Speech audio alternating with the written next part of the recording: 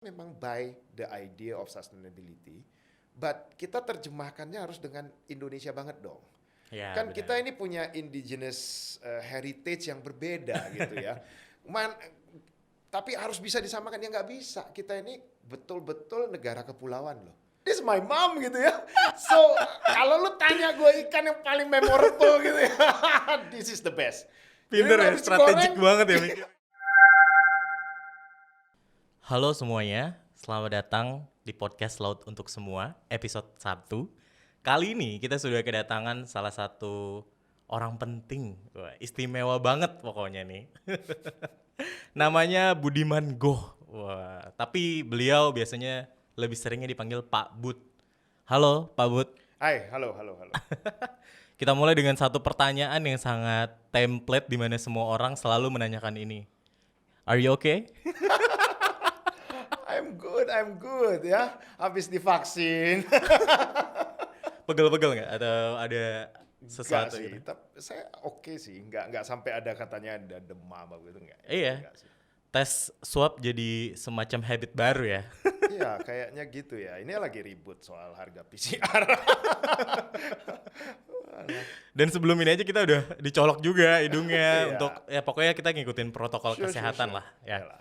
Nah, buat teman-teman yang belum tahu nih ya, jadi Pak Abud ini lumayan ketika gua riset ya, eh backgroundnya itu menarik gitu.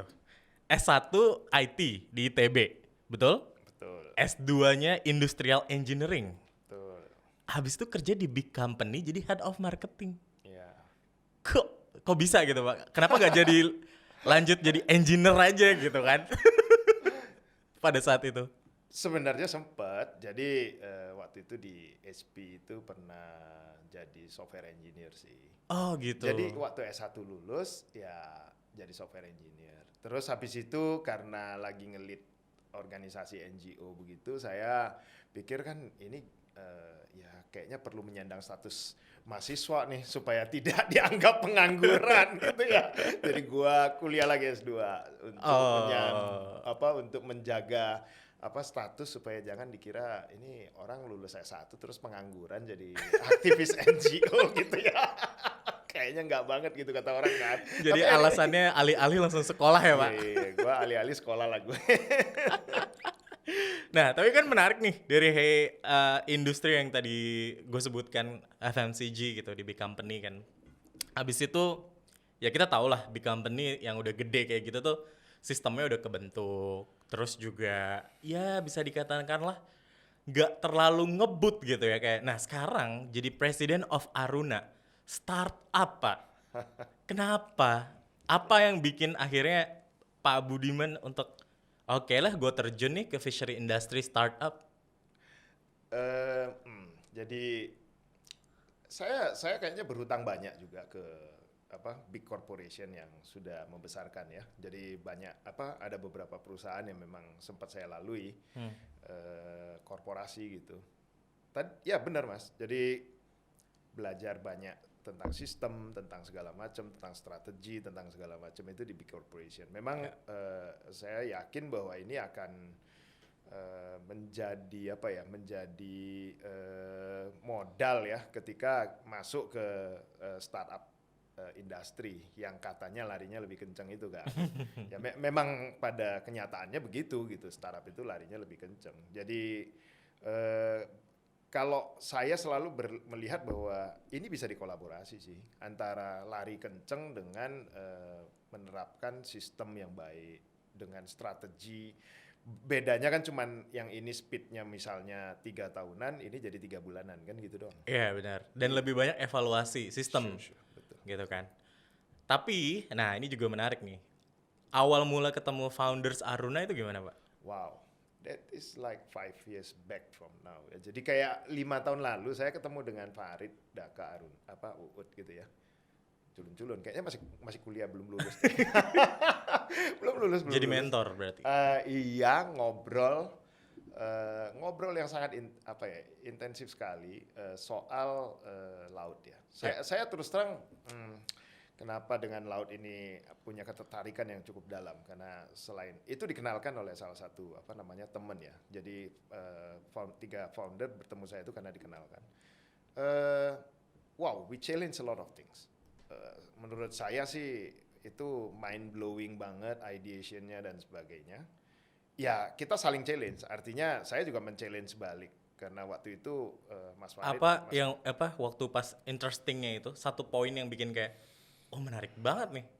saya kira yang Mas Farid sering tampilkan di slide, ada Alibaba, ada Agoda, ada Aruna. That is the most interesting things yang kita ngomong. Artinya waktu kita bahas itu kayak kita orang kayak lagi mabok aja gitu ya. Lu ngomong gede-gede amat, emang modal lu apa sih gitu ya. Tapi ya gila aja, lu berani aja gitu ya. Gue cuma ngomong kalau kita mau bicara soal laut, udahlah kita bolak-balik ngomongin soal negara maritim. Apalagi saya suka sejarah gitu ya. Belajar soal Sriwijaya Majapahit long ago, sampai saya nguliknya itu udah sampai dalam banget soal bagaimana kita jadi negara bahari dan lain-lain gitu ya. Dan apakah kemudian kita mau jadi negara besar di laut, di sektor maritim gitu ya. Itu karena kita butuh kapal perang yang banyak dan sebagainya. Saya pikir oke lah, maybe you need that one kalau ngadepin ancaman dan sebagainya. Tapi untuk menjadi sesuatu yang besar di bidang maritim dan perikanan dan kelautan itu, menurut saya di zaman sekarang itu udah nggak gitu lagi gitu. Yeah. So 2/3 of Indonesia itu kan air dan laut ya. Yes, jadi 2/3 gitu loh. Dan kepulauan. Betul. Jadi coastal line kita nomor 2 setelah Kanada. Tapi kalau dari sisi biodiversity yang ada di dalam lautnya, saya bilang itu mengerikan. Kita ini karena banyak pulau, banyak itu, jadi ya bayangkan yang kemarin sempat lobster itu jadi semua kayak nemukan berlian di dalam laut begitu. Orang-orang jadinya melek bahwa potensi besarnya itu emang dari maritim gitu. So 2/3 kita itu hidup dari laut, tapi kenapa kok kita nggak bisa survive atau kita bukan jadi negara yang bergantung kepada laut itu? Itu yang sebenarnya big question mark sih. Apa yang terjadi gitu kita. Abis itu kita explore begitu banyak hal gitu ya. Wow, itu menarik banget kalau lu cuma ngomongin ya mau jadi satu small entity di tengah-tengah startup dan lain-lain. I think kurang seksi, kurang menantang. Dan saya selalu bilang kalau kamu punya mimpimu nggak membuat kamu takut gitu ya, nggak membuat kamu scared enough with your dream gitu ya. Wow, berarti mimpi lu itu nggak gede banget gitu, kurang gede. Your dreams, iya, lu mesti punya mimpi gede. Lah saya kan nggak tahu kalau Mbak Uut, Mas Daka sama Mas Farid itu kemudian jadi malah ikut-ikutan gila seperti saya gitu kan. So I don't know, saya menularkan kegilaan saya kepada mereka gitu ya. Tapi ya we have been doing the process ya dalam waktu 5 tahun, and here kita punya Aruna sekarang kan dengan begitu banyak hal yang harus kita kerjakan ke depannya gitu. Oke. Sebelum tadinya saya pengen mention tentang awareness laut, ekonomi di pesisir, cuman ini yang paling susah nih dari sebuah startup baru yang memang Aruna kan baru 5 tahun jalan ke 6 tahun ya. Nah, untuk mengenalkan orang lain nih yang awam nih nggak tahu nih apa nih Aruna, gimana cara Pak Budiman untuk kayak cara simple ngejelasin ke orang lain apa itu Aruna? Kan waktu itu kita ngomong sama Farid itu ya, Pak Bud ini namanya apa ya? Makanya kenapa keluar Commerce itu betul-betul. Itu kapan Pak waktu? Itu tahun berapa? 3 tahun yang lalu. Okay. Jadi kita mau jadi apa sih? Ya integrated end to end itu akan kita kerjakan gitu. Makanya kita ngomongin soal nelayan sampai ke ujungnya yang hulu ke hilirnya gitu loh. Jadi hulu ke hilir yang mau kita kerjakan apa? Benang merahnya ya commerce lah. Beli dari nelayan sampai kita jual baik dalam domestik maupun di internasional gitu kan. In between itu kan teknologinya luar biasa banyak gitu ya, termasuk bicara sustainability, tracing, bla bla bla di back end-nya, di front end-nya kita bicara soal marketplace, soal B2B, B2C dan sebagainya. Jadi menurut saya kompleksitinya sangat tinggi gitu. Jadi Aruna kalau ditanya ya memang we are tech company gitu. Jadi meskipun eh, terus terang kan harus ongoing prosesnya nih untuk menuju ke sana gitu ya. Makanya 5 tahun ini naruh infrastruktur yang benar dulu di Aruna, dan saya kira sih udah lumayan terbentuk sih ya infrastrukturnya. Terus kemudian backbone IT-nya juga udah terbentuk. Nah, tinggal setelah itu kita memang harus bisa cultivating di atasnya itu, nanam di atasnya infrastruktur yang sudah kita buat itu gitu. Oke. Nah, emang backbone IT emang bener sih di perusahaan startup itu selalu jadi concern tersendiri gitu kan untuk ngebantu problem-problem yang ada di masyarakat. Nah, ngomongin tentang IT nih. Nah, ini juga nih. Backbone apa yang pengen dibantu sebenarnya Pak dari Aruna melalui IT gitu? Maksudnya dari aplikasi kah atau teknologi lain kah yang membantu akhirnya ya kita ngebantu juga gitu. Jadi sebenarnya yang pertama dilakukan itu adalah membangun warehouse IT yang gedenya lah. Kalau saya sih bilang core IT-nya itu ya, ERP base-nya ya. Dan itu sudah kita lakukan waktu itu Mbak Sti, sekarang dilanjut dengan ada Mas Wales dan Mas Ferdi gitu. Ini core-nya dan ini udah terbentuk nih. Tapi ini kan masih belum ada cabang-cabangnya nih. Nah, sekarang lagi kita jangkau. Jadi ini ibaratnya kayak rumahnya, backbone-nya utamanya. Sekarang kita lagi beresin yang ujung sebelah kiri, yaitu nelayan-nelayannya, empowering nelayannya dengan digitalisasi. Nanti yang di ujung sebelah kanannya itu adalah ya marketnya gitu ya, dengan digitalisasi. Jadi ini ongoing semua sih memang. Ya hopefully ya seperti yang tadi kamu sampaikan bahwa ya startup is kita itu lakukan apapun kan harus serba kilat dan cepat gitu ya. Ya mudah-mudahan kita betul-betul bisa mewujudkan itu dalam waktu Amin. dekat. Nah, tadi kita udah ngomongin backbone nih dari IT. Ini salah satu pertanyaan yang sering banget ditanyain di semua startup ataupun perusahaan ataupun UMKM. Gimana caranya nih Aruna tetap bisa cuan di situasi pandemi dan bisa survive? Wow, that is hard question. Sebenarnya saya ingat tuh kita meeting panjang dan beberapa malam itu ya, meeting terus itu hanya untuk mitigating kita nggak bisa ekspor karena port ditutup semua. Bandara itu tahun 2020 yang lalu itu. Awal pandemi. Awal-awal pandemi. Tapi saya selalu bilang itu blessing in disguise. Kalau itu nggak terjadi, kita mungkin akan tetap main di market yang sama terus-menerus. Justru karena disrupt dengan pandemi itu, dan kita coba pivot dengan berbagai alternatif kan. Yang seperti sekarang kita tahu bahwa kita udah mulai masuk ke market domestik, kita mulai memperkuat sourcing yang baru di luar dari yang sudah kita kerjakan. Jadi diversity in term of product and commodity-nya, also diversity in term of market-nya.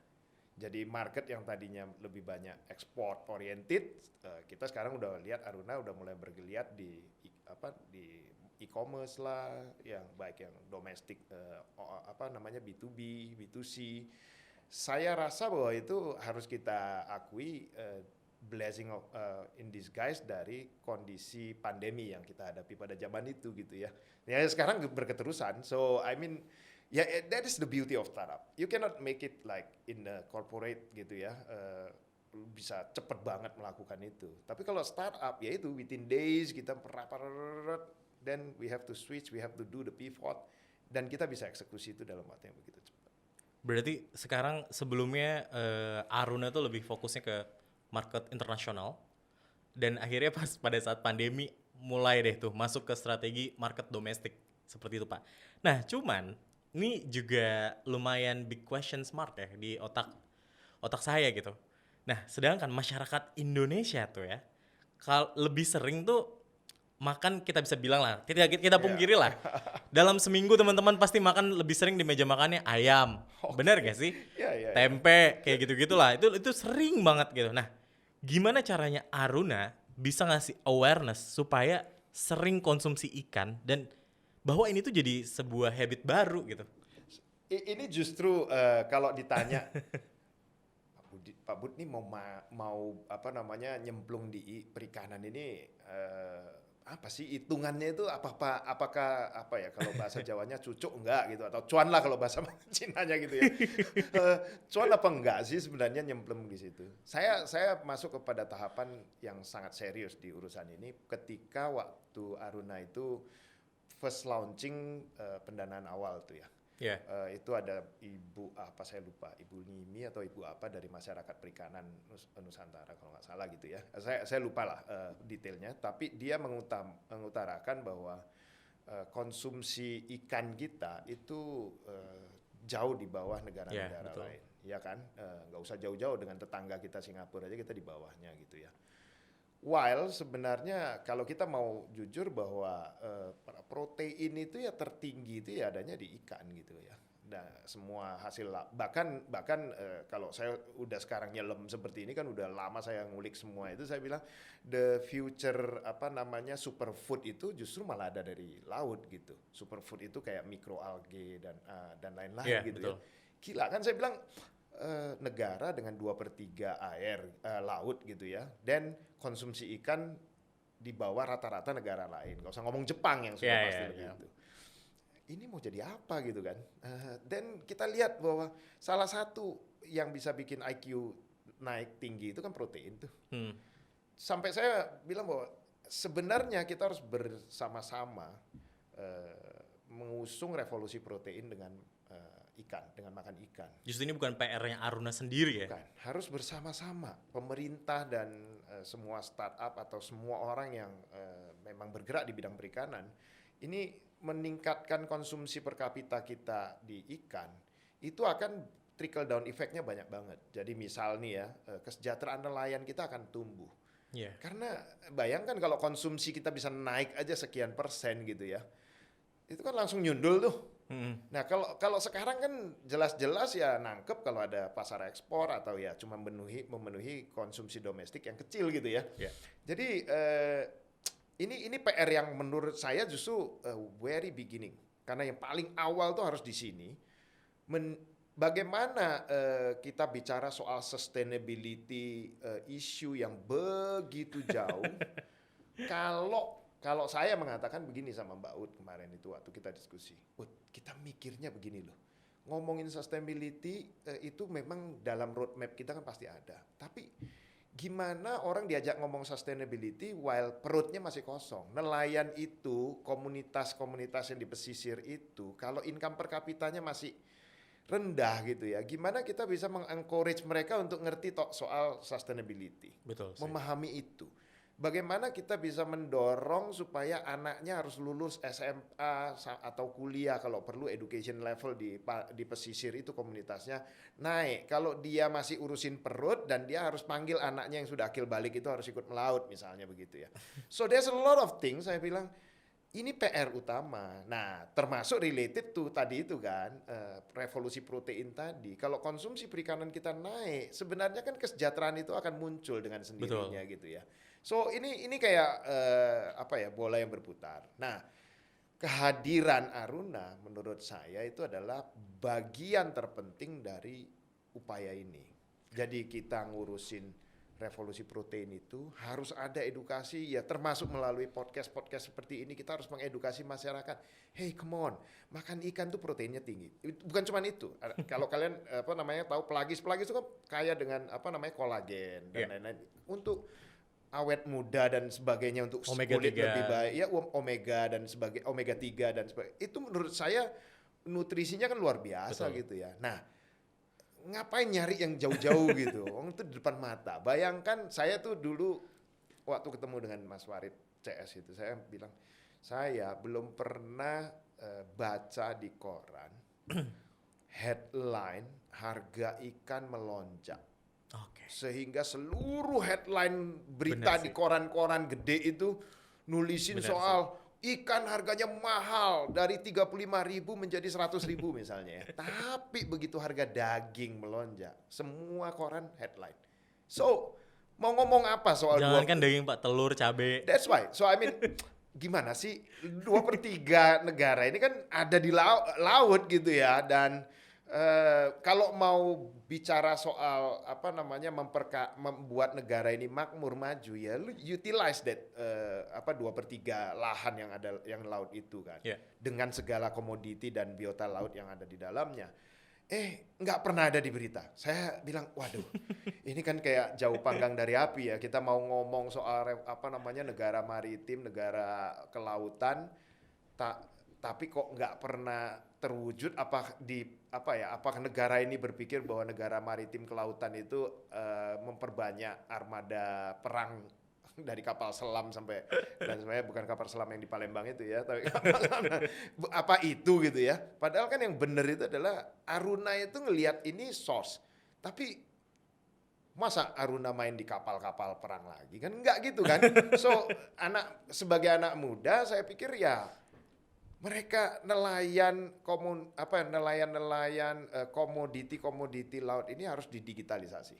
Dan ini sekarang eranya digitalisasi. Gimana membawa kekayaan laut kita, tentu dengan menjaga sustainability-nya dia di dalamnya ya, mau pakai aquaculture, penangkapan yang baik, yang tidak merusak alam dan sebagainya, tentu tetap itu harus dijaga. Tapi bagaimana mendigitalisasi ini sehingga seluruh dunia bisa menikmati kekayaan laut dari Indonesia, yet tetap kita menjaga biodiversity-nya, sustainability-nya, dan sebagainya. Oke. Sempat mention nih tadi kan tentang sustainable issue. Kayaknya dari semua hal, mau itu daging, mau itu tumbuhan, pasti ini semacam jadi isu besar nih Pak. Betul. Dan apalagi di tahun 2021 ini kayaknya sustainable dan lingkungan itu jadi concern tersendiri gitu kan. Nah Aruna kan ngangkat shift baru nih, Mbak Utari sebagai Chief Sustainable Ya. Officer. Nah sebenarnya ini kan hal yang baru kan. Nggak semua company, nggak semua startup itu ada sustainable officer gitu. Kenapa sih kok harus di set up ada Ya. sustainable officer ini? Ini betul-betul gini ya. Ini bukan cuman sekedar mengada-ngada lah, ada CS. Bukan branding Bukan doang. branding doang. Sangat serius. Kalau nanti ada kesempatan untuk berpodcast Ria dengan Mbak Uut bisa ceritakan the real roadmap dari sustainability yang diusung oleh Aruna itu. Itu memang kalau buat saya itu mind blowing karena kita nggak mengadopsi apa yang dipikirkan oleh orang-orang di luar sana gitu ya. Karena kan kita tahu lah bagaimana perang tentang sawit, tentang ini itu sebenarnya kan point of view yang beda dari negara barat dan sebagainya. Kemudian kita jawab dengan nikelnya juga. Itu sebenarnya part of negotiation soal sustainability.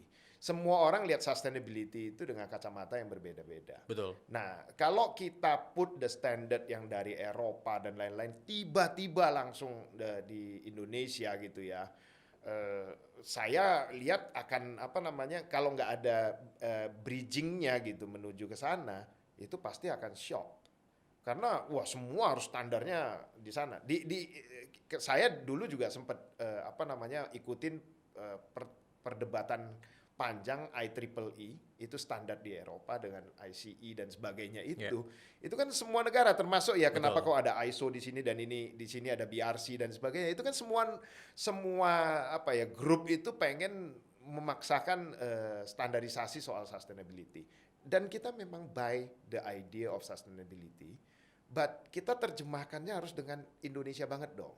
Ya, Kan benar. kita ini punya indigenous heritage yang berbeda gitu ya. Tapi harus bisa disamakan, ya nggak bisa. Kita ini betul-betul negara kepulauan loh. 17.000 tenggelam naik turun gitu ya, kadang-kadang sekian belas, karena itu kan nggak bisa disamakan dengan negara yang landnya gede jeblek gitu aja gitu ya. Dan bicara soal sustainability gitu.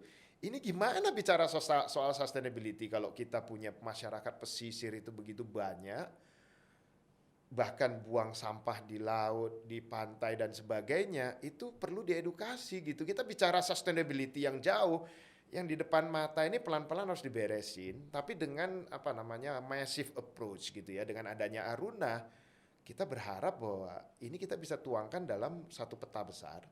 Nanti kita ngajak semua pihak untuk sama-sama dong, yuk kita bicara dan mengimplementasikan isu sustainability ini. Benar sih. Iya kan? Nah, Iya. awalnya tadi saya udah utarakan bahwa upgrading kesejahteraan masyarakat nelayan itu adalah isu terbesar.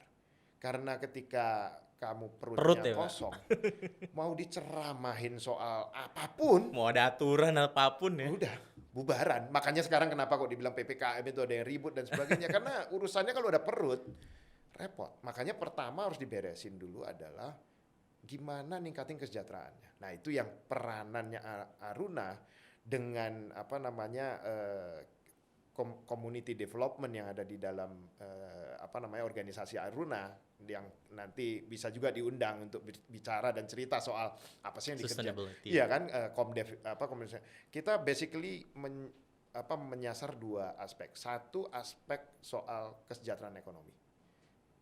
Yang kedua soal ini kesejahteraan sosialnya. Jadi apa macam-macam hal kita angkat isunya dari mulai apa namanya pendidikan.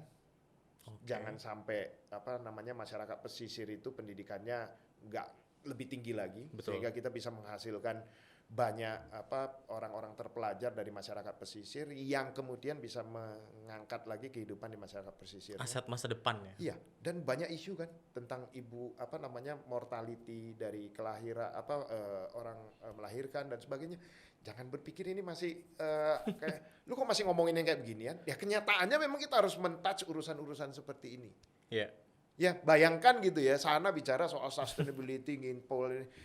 Kita nggak against itu, bahkan kita kan udah mulai dengan apa ya traceability, kapalnya dipasangin the tracking system, Betul. dia kemana aja, nanti dia balik lagi kita jadi tahu oh ikan-ikan ini nangkapnya di sini. Itu part of sustainability, traceability yang kita implement, tapi jangan lupa yang tadi saya bilang bahwa kearifan local indigenous kita itu beda dengan negara lain. Lo harus tahu bahwa ini PR-nya kayak begini nih, lo harus selesain dulu PR ini gitu loh. Nah, itu emang gak ada habisnya sih kalau kita ngomongin sustainability itu memang PR yang besar dan gak bisa diselesaikan oleh satu entitas startup doang gitu kan. Yes. Perlu banyak orang yang ikut andil lah dalam menyelesaikan masalah ini gitu. Nah, ngomongin tentang masalah dan masalah, berarti kan karena kita di Agustus ini, podcast ini bakal naik di hari kemerdekaan nih Pak. Oh ya. Nah, menurut Bapak nih, merdeka di maritim itu ada indikatornya nggak Pak? Oh gitu ya. Kalau saya simple aja sih. Kalau kita bisa tidak lagi menganaktirikan sektor ini, ya. Jadi bukan hanya bicara soal angka ekspor yang naik, angka apa penjualan yang naik dan sebagainya, tapi terlebih adalah bagaimana masyarakat perikanan yang ada di pesisir-pesisir itu betul-betul taraf hidupnya itu Kesejahteraan ya? Yes, yang tadi saya bilang dari sisi ekonomi, dari sisi kesejahteraan sosialnya itu improving. Benar sih. Merubah Indonesia harus merubah dari situ. Kalau menurut saya karena kita 2/3-nya laut. Tadi balik lagi ke sana. Kalau sampai hari ini kita itu kayak apa ya? Kemarin kan diskusi sama Mbak Anita soal kita mesti pasang anak-anak mesti subscribe satelit karena banyak daerah-daerah operasional tempat beroperasinya Aruna itu masih harus menggunakan apa namanya fasilitas satelit yang mahalnya luar biasa itu kan. Jam 10 malam udah mati, nggak ada listrik. Sehari cuma dikasih berapa byte gitu doang. Iya, kalau lebih lagi Mbak Nitanya teriak, mahal nih udah sampai berapa. So can you imagine gitu ya. Aku nggak tahu apakah di masyarakat pertanian itu yang kayak gitu-gitu itu happening nggak sih gitu. Iya. Kalau di kita itu bukan lagi happening. Kita udah di sana dan kita memang udah subscribe itu gitu ya. Sampai kita tepok jidat nih, kapan nih kita bisa improving ini contoh nyata aja sih. Bukan apa namanya mengatakan pemerintah not doing something, sudah sih banyak. Tapi spot kita di pesisir tuh begitu gede dan begitu banyak gitu ya.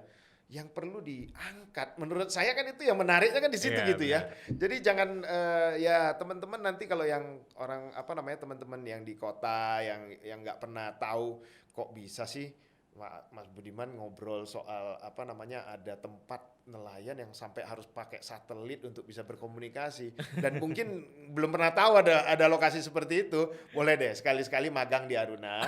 Kita ajak ke sana ya nggak? Kan jadi bisa menikmati. Dikirim di lokasi yang benar-benar sulit ya. Exactly. Dan kalau mereka enlightening themselves, wah gila ya, banyak tempat Indonesia itu yang punya tambang-tambang emas quote unquote gitu ya, yang butuh Sumber daya. ya butuh sentuhan dari mahasiswa, dari orang-orang yang memang merasa bahwa mau mendedikasikan hidupnya untuk mengangkat derajat hidup masyarakat Indonesia ini. Ya. Welcome on board. Kita memang menantang orang-orang terbaik di Indonesia ini untuk datang ke Aruna. Ini bukan cerita untuk make up supaya biar Aruna kelihatan keren. No. Ini betul-betul nyata gitu. Kita hadapi. So kalau you want to prove it, come join us gitu ya. Kita bawa ke sana nanti gitu kan. Oke. Emang menarik banget sih kalau ngomongin laut dan lain-lain nih. Nah, ini sekarang kita move yang lebih santai lah. Tadi kita udah ngomongin Jadi Aruna tarik nih. napas dong. Ya kan? Kita dari tadi udah ngomongin Aruna, potensi maritim di Indonesia dan juga problem-problem yang berusaha untuk diselesaikan di Aruna gitu. Nah, kita ngomongin ke pribadinya Pak Budiman sendiri nih. Aku tuh beberapa kali ketemu dengan Pak Bud gitu ya di kantor Aruna dan lain-lain. Dan juga beberapa kali melihat emang kalau dari Pak Bud sendiri lebih sering banget mengenakan batik nih. Baik ke kantor ataupun ke acara-acara lainnya gitu. Emang segitu banyak ya Pak koleksi batik? Iya. Begini, bahkan istri saya tuh udah gak pernah pusing soal mau beli baju apa buat saya. Oke. Jadi dia sudah tahu batik lengan pendek.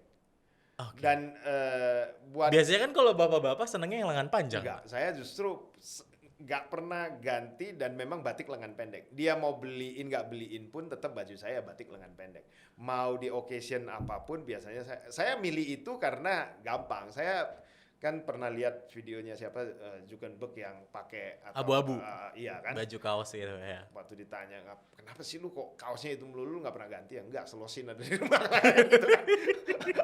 So saya juga berpikir kita itu sometimes spend waktu terlalu banyak gitu hanya untuk milih yang kayak beginian gitu. Iya. Why not make it simple gitu ya. Jadi mau kemana pun ya sudah saut aja satu batik terus klek selesai sudah urusannya gitu kan. Ya celana gampang, mau jeans mau apa gampang kan, kalau baju mah anytime. Nyita waktu justru ya Pak malah Yes. ya. Oke. Jawab sudah berarti. Kan gini ya, lo abis itu abis kerja misalnya gitu Yeah. di kantor terus tiba-tiba ada undangan dari ini atau ada rapat di mana atau mau kawinan mau apa gitu ya, gue mah nggak susah-susah ya udah jalan aja gitu. Ada ini nggak Pak kayak batik favorit atau motif favorit gitu mungkin? Nggak, apa emang ya udah basically I like batik aja udah. Ya basically I like batik dan saya nggak pernah beli sendiri, jadi itu Oke. urusannya istri saya. Emang sesederhana itu ya? Nggak filosofi kayak ini kita dari mana emang? Enggak. Tapi ya saya pilih batik karena satu soal keindonesiaan tadi kan. Yes. Jadi buat saya punya teman satu yang memang spesial banget ngidupin batik-batik yang ada di berbagai kota gitu ya. Karena dia bilang apa yang mempersatukan Indonesia itu adalah warisan budaya lokal ini. Ya. Dan saya percaya in the long run ini buat teman-teman semua ya. Kalau kemajuan teknologi ini demikian cepatnya sehingga kita udah percaya bahwa memang borderless nation ya. Jadi kayak tiap negara itu udah nggak ada lagi batasnya dengan negara yang lain gitu. Karena semua lifestyle itu kan begitu cepat pulang pergi ada K-pop ada segala macam itu kan. Dan apa yang bikin kita masih tetap bisa jadi satu Indonesia gitu adalah ketika kita masih menjaga warisan-warisan budaya, filsafat, kearifan lokal, wisdom yang ada di tiap-tiap daerah yang unik-unik itulah yang merupakan kekayaan yang tidak bisa direplicate. Ya jadi saya akan sangat saya pernah diskusi dengan teman-teman yang di Bangka yang bilang bahwa bos tahu nggak ekspor Bangka sekarang terbesar itu dari Vietnam. Dulu itu kan dari Bangka. Lada Bangka itu kan terkenal banget. Kalau kita nggak mencintai apa yang kita punya, malah kita lebih mengidolakan apa yang ada di luar, mau jadi negara model apa nanti besok ini a very big question loh. Kalau kita nggak mau yang tadi satu lada, nanti ada vanila dan sebagainya, kita punya begitu banyak warisan-warisan lokal, termasuk ya laut ini warisan budaya yang apa namanya, kalau saya dulu pernah ke Afrika itu di Johannesburg, Cape Town itu banyak sekali orang-orang, katanya dia nenek moyangnya itu orang-orang Makassar, Bugis dan sebagainya di situ kan. Dan itu karena jagonya kita bisa melaut sampai ke sana sini itu. Belum lagi kita cerita soal armadanya, belum ada Majapahit GPS dan lain-lain, betul. So kita besar gitu ya, tapi kita nggak pernah menyadari kita punya begitu banyak warisan yang besar tadi itu. Malah kita mengidolakan yang dari luar sana gitu ya. Saya senang sekali dengan semua apa namanya startup baru.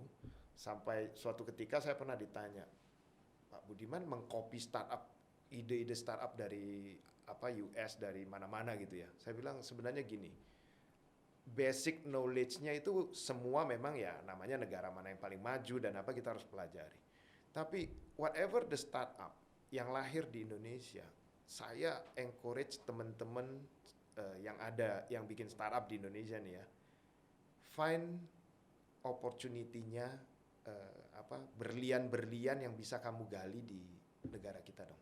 Itu yang akhirnya juga bikin Pak Budiman untuk jadi mentor di salah satu tempat itu.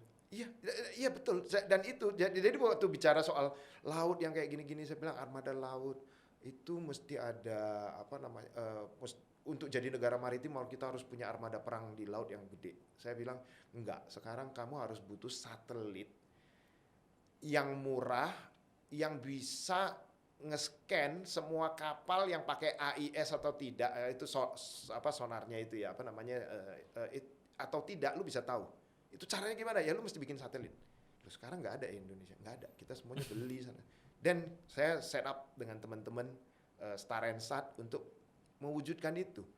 So kalau kita semua mikirnya kayak gitu, Indonesia nggak kekurangan orang-orang yang bagus untuk melakukan itu kan. So yang penting bukan meng-copy paste. Saya bilang teknologi wise kita belajar dari manapun. Tapi when you implement it in Indonesia, there's a lot of diamond di Indonesia yang bisa kita gali dan kita bisa jadi nomor 1 di dunia. Kita berharap Aruna akan jadi panglimanya di depan untuk mencerahkan atau mengencourage teman-teman membuka yang mata lain. Lah ya. Yes we can. Kita bisa jadi juara dunianya. Yeah. Nggak cuman juara Indonesia saja. Kita harus bisa melakukan itu. Balik lagi ke aku pengen nanya tentang Pak Budiman ini kan dari pertama lulus kuliah sampai pokoknya kerja di profesional itu kurang lebih udah 23 tahun tadi kan kita sempat 23 tahun lebih. Gaya leadership Pak Bud seperti apa sih? Galak kah? Santai? Atau gimana? Saya ngembangin sendiri yang namanya bukan sendiri sih. Saya ngembangin yang namanya mindful leadership. Yeah. Jadi ini ya bukan baru tapi ini memang kurang populer aja, belum populer gitu ya. Tapi buat saya ini ya karena saya juga seneng ya mungkin karena cara-cara orang kuno kali ya. Saya ini orangnya kelihatan ngomongin teknologi ngomongin ini, tapi saya ini sebenarnya jiwanya tua bener gitu ya. Mungkin orang udah nggak dengerin Dandang Gulo mau copat apa segala macam. Saya masih gitu ya. Terus orang kalau tanya, loh Pak Bud tuh apa dulu waktu kecil didongengin sama enggak? Saya lahirnya di Medan, gimana mau dengerinnya kayak begituan gitu ya. So very diverse kan. Jadi ya kalau kita gaya kepemimpinan buat saya mindful leadership atau memimpin dengan eling, dengan sadar. Jadi nggak terjebak like dislike, nggak terjebak dengan kericuhan. Saya analogikannya simple. Cara memimpin yang ini analoginya begini. Kalau kamu punya problem, semua organisasi punya problem. Problem itu akan jadi semakin gede kalau kamu mendekatinya bukan dengan cara yang wise. Iya. Nah, saya soal kecepatan, saya bilang saya kerja sangat cepat, tapi harus dengan eling atau mindful. Kalau kamu punya jam tangan jatuh ke kolam, dan kolam itu misalnya keruh airnya, kamu berpikir saya harus cepat ngambil jam tangan ini. Semakin kamu berpikir tuh cepat mau ngambil jam tangan itu, semakin nggak dapet dan airnya tambah keruh. Kalau kamu menenangkan pikiran, lihat secara objektif ada di mana tadi jatuhnya. Begitu air itu udah surut, kamu akan lihat sendiri. Oh, jam tangannya ada di situ. Ketika air itu keruh, tangan kita masuk ke sana, bisa ada ular, bisa ada beling, ada segala macam, ada bisa aja terluka. So, mindful leadership itu basically seperti tadi itu. Gimana kita menjadi objektif, gimana kita nggak jadi ngegosipin ini dan kiri, gimana kok jadi pointing finger ke orang lain dan sebagainya, karena kita nggak memiliki kemampuan untuk objektif tadi itu. So, kalau saya masih biasa puasa, orang ya mungkin kalau lagi bulan puasa orang semua puasa. Kalau saya ya anytime bisa melakukan itu gitu ya. Itu ya untuk supaya di dalam diri kita itu punya stopping power, stop untuk ngegosipin orang, stop untuk nyela orang, stop untuk bikin suasana keruh. Problem taruh di atas meja, kita solve bersama. That is mindful leadership. Bukan pointing finger gara-gara dia makanya kayak begini. Ya, kalian sering denger lah, satu persoalan tuh dibawa sampai ke belakang-belakang dengan wah udah bunganya terlalu banyak gitu kan. So, di saya leadership yang saya sampaikan tadi itu ya, memang itu nggak sangat populer di kita karena biasanya pakai apa Maxwell lah, pakai apa macam-macam lah ya. Dan gitu ya, itu level juga 5 leadership dan itu sebagainya. juga yang dipakai Pak Budiman untuk mengambil keputusan besar di Exactly. yang sulit di dalam bisnis juga ya. Itu betul. Jadi saya pernah ngasih tahu kenapa kok Pak Bud ngambilnya mindful leadership. Itu cuma nama kerennya dengan bahasa Inggris saja. Sebenarnya saya tuh mau ngomong memimpin dengan eling. Cuman kan nggak semua orang tahu eling gitu ya. Karena eling itu mahal. Mahalnya adalah karena kita harus selalu sadar, nggak boleh terbawa arus dan suasana gitu. Harus selalu sadar, ketika kita sadar kita bisa memutuskan sesuatu itu dengan lebih objektif. Tidak merugikan orang lain, tidak merugikan semua semaksimal mungkin kita bisa mengerti persoalan ini dengan dengan transparan, baru kita ngambil kesimpulan. Berarti Pak Bud juga meditasi. Ya. Oke. Dalam 1 minggu atau kayak emang setiap hari dilakuin?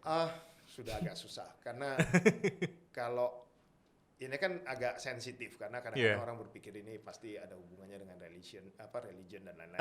saya paling nggak suka terjebak dengan omongan itu. Tapi kalau pakai cara Jawa, cara lama lah ya, cara kuno, puasa, muti, Senin Kemis atau ngerowot atau apapun itu, sebenarnya itu adalah itu yang saya sebut memimpin dengan eling itu atau mindful leadership. Itu bedanya dengan leadership modelnya Ken Blanchard, Maxwell dan lain-lain itu apa sih? Buat saya ya karena memimpin orang Indonesia, kepemimpinan ala orang Indonesia itu diajarin caranya untuk improving your leadership. Kalau yang itu kan dipotret. Iya. Dipotret terus dikasih tahu, terus dikasih simulation, workshop dan sebagainya.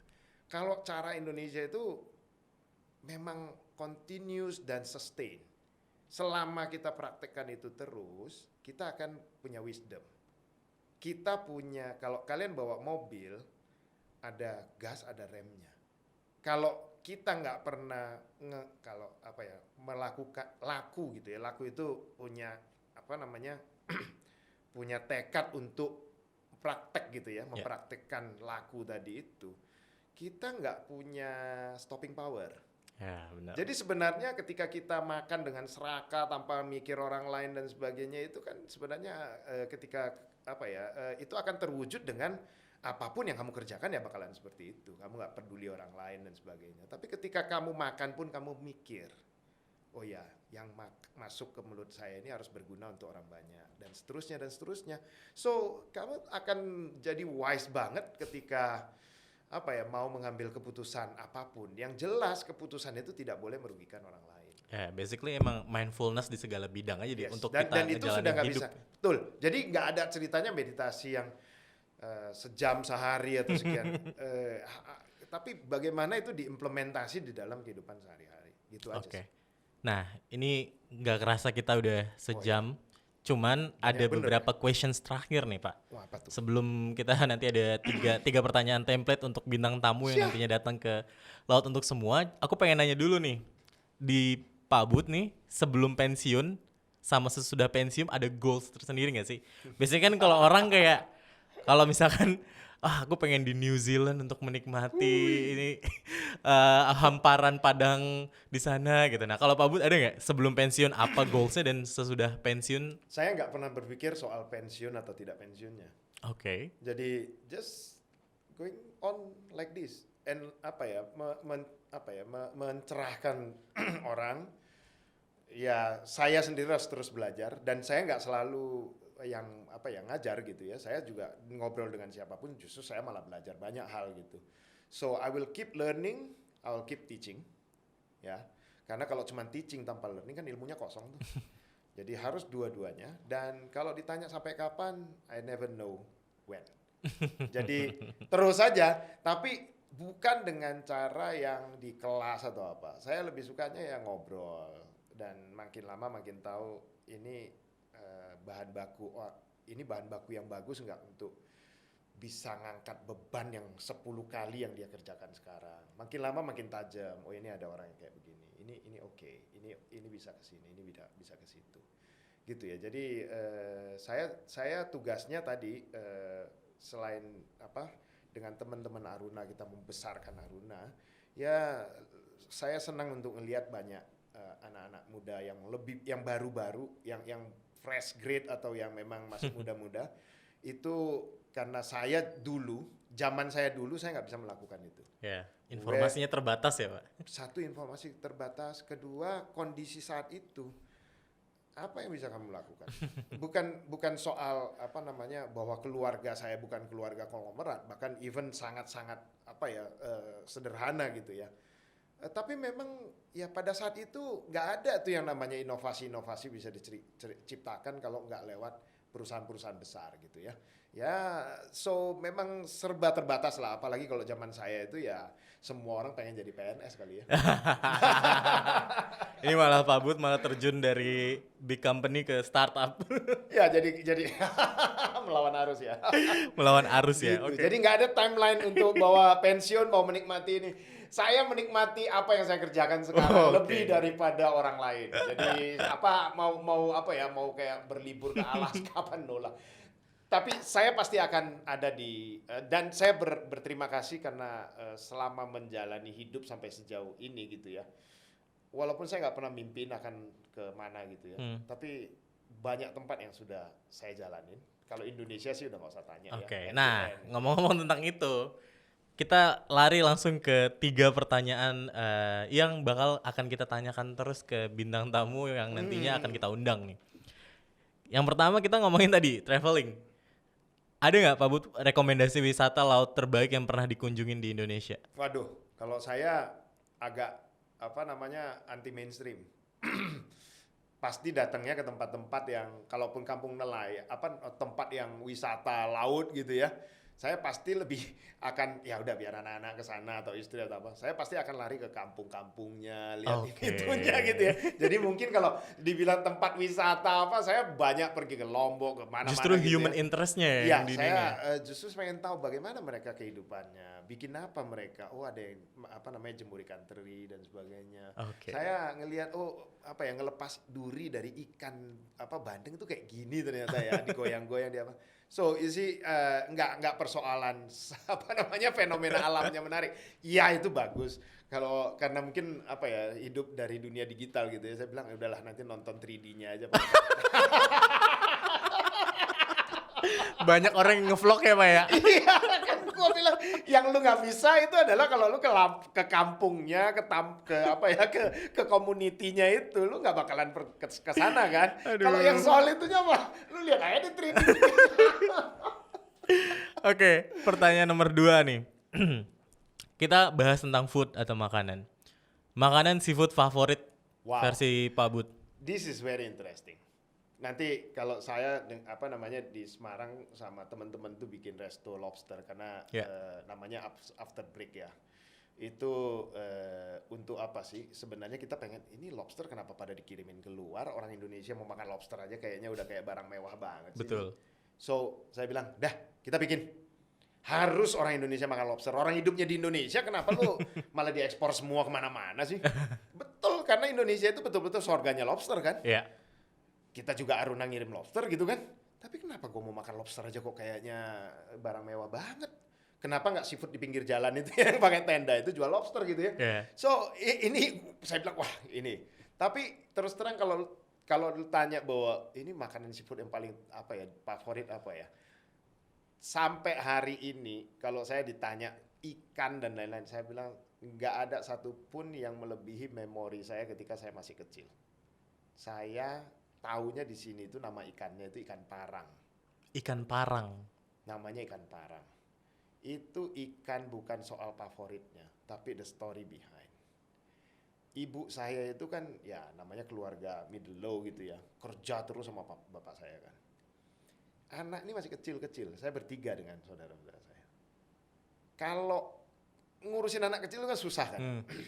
Mau kerja, senjata pamungkasnya dia adalah beli ikan parang, dipotong-potong, digoreng, dipotong, dan itu ikan super duper enak, super duper banyak durinya. Jadi kita satu anak kecil itu kalau mau makanin itu 2 jam gak habis-habis karena ngeluarin durinya kan. Dan dia udah nyelesain pekerjaannya dia gitu. So that is my mom gitu ya. So kalau lu tanya gue ikan yang paling memorable gitu ya, this is the best. Pinter ya, strategik banget ya mikirnya ya. Dikasih kecap gitu ya, kita itu bertiga itu bisa ngulik urusan itu 2 jam gitu. Dengan kakak adik gitu kan. Dan dia kerja gitu dengan santainya. Dan karena kita gak bakalan lepas, karena ikan ini enak banget gitu. Tapi bayangin durinya gitu kan. Sampai hari ini saya kira itu still favorit lah ya. Oke. Karena image tadi itu gitu. Oke. Next questions nih. Ini bakal jadi last questions. Ya, ini harapan untuk Laut Indonesia apa nih, Pak? Mungkin tadi sempat di-mention, tapi boleh dijelaskan lagi nih harapan untuk Laut Indonesia. Wow. Saya nggak mau nunggu lama-lama bahwa kita itu betul-betul bisa mewujudkan bahwa mimpi dari leluhur-leluhur kita sebagai negara bahari itu nggak cuma sekedar mimpi. Dan ini zaman digital. Kalau kemarin dulu saya nggak berani mimpi seperti ini.